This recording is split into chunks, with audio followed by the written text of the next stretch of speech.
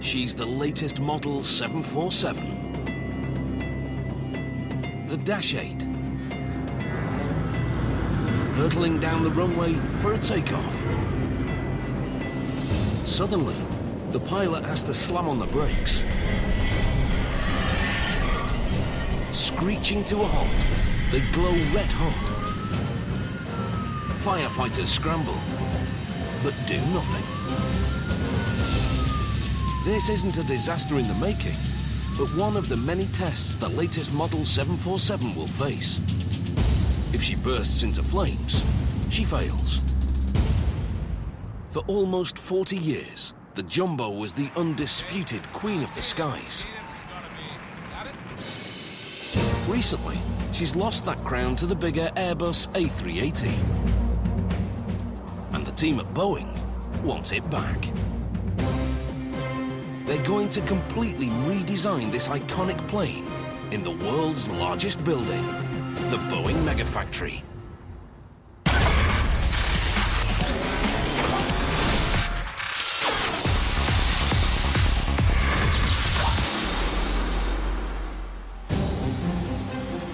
After 5 tense minutes, fire crews cool the brakes in the 747's wheels. It's proof she can abort a takeoff safely and let passengers escape.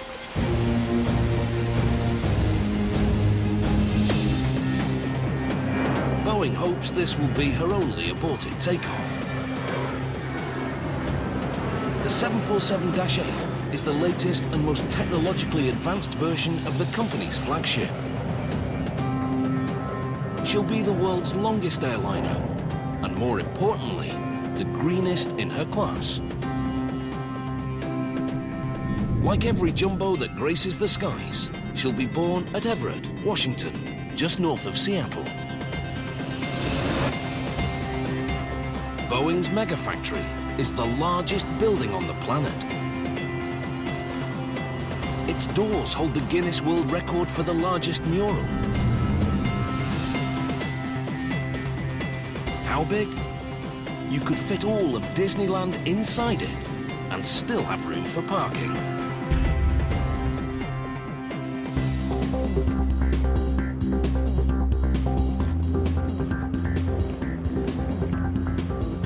This is more than just a factory. It's a small city with its own fire department and 7 of America's busiest coffee shops right there on the factory floor. Alrighty, it's gonna be 207, please. There's an armada of industrial-strength trikes and bikes to help the employees get around. But it takes most people months to learn the factory layout. The size was definitely overwhelming. It was a little hectic. Didn't really know exactly what I was doing or really where I was going. 23 and a half years, and I still get lost in this factory sometimes too.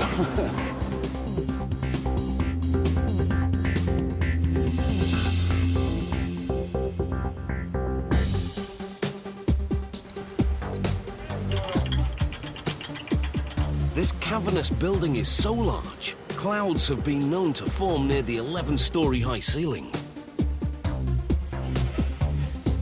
It's a bewildering jumble of aircraft parts in all shapes and sizes. But there is method beneath the madness. Each jet the company makes here has its own assigned space. This area is reserved for the company's darling, the 747.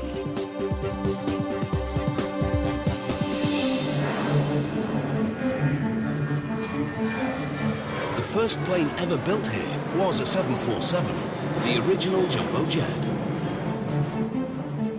She quickly establishes herself as the undisputed queen of the skies.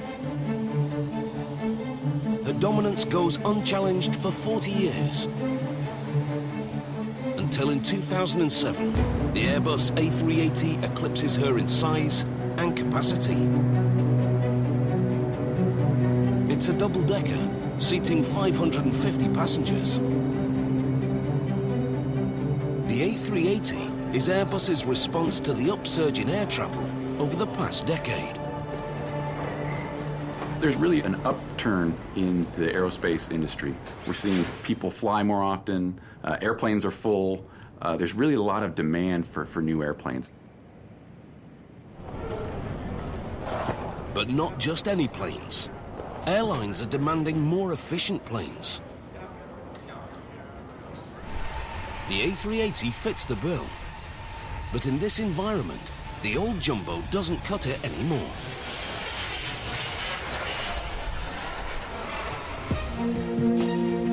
With soaring fuel costs and concern for the environment, she's become expensive and dirty to fly.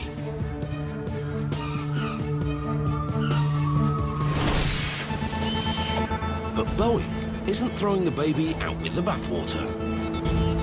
Instead of designing a new plane from the ground up, which could take a decade and billions of dollars, they're going to give a radical makeover to their old favorite.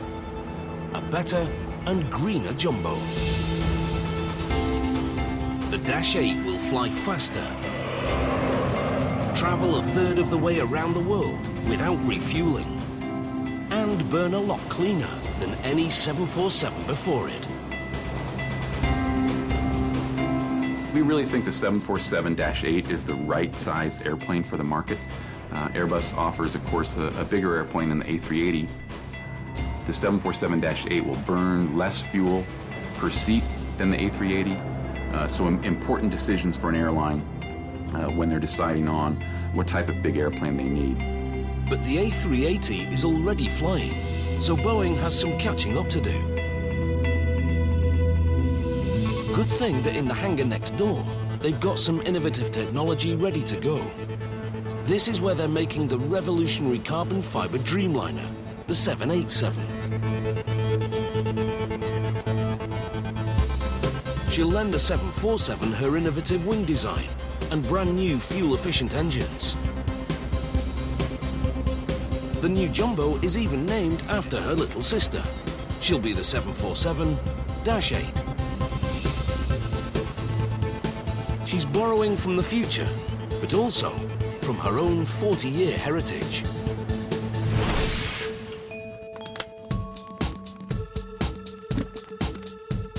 The 747 story starts in the mid-1960s. The invention of jet aircraft has created an upsurge in air travel. Demand for intercontinental flights is taking off. And one carrier leads the way, Pan Am.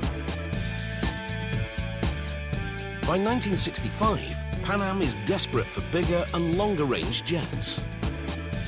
Its president, Juan Trippe, meets with Boeing's president, William Allen. He asks him to build an aircraft with a range of 5,000 kilometers that'll seat 350 people, twice as many people as any plane before. It's an unprecedented task for Chief Engineer Joe Sutter, known as the father of the 747.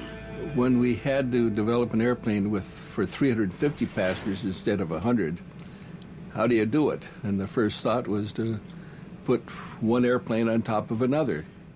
40 years before the A380, Joe considers a double-decker. When my engineers got to work on it and we looked at the troubles with a double-decker, you could list a dozen of them, and that's where they conceived the idea of a wide airplane with two aisles. Legend has it, Pan Am's Juan Trippe tells Boeing, if you build it, I'll buy it. He signs up for 25 jumbos, worth a total of $3.7 billion in today's money. Boeing accepts the challenge. Small problem. They don't have a factory large enough to make a 747. So in 1966, Boeing begins construction of the biggest megafactory the world has ever seen.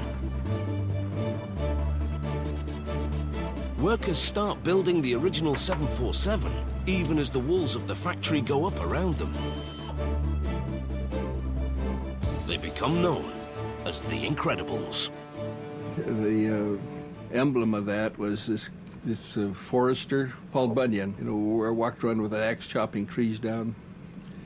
Frankly, my engineers didn't go for that hoopla.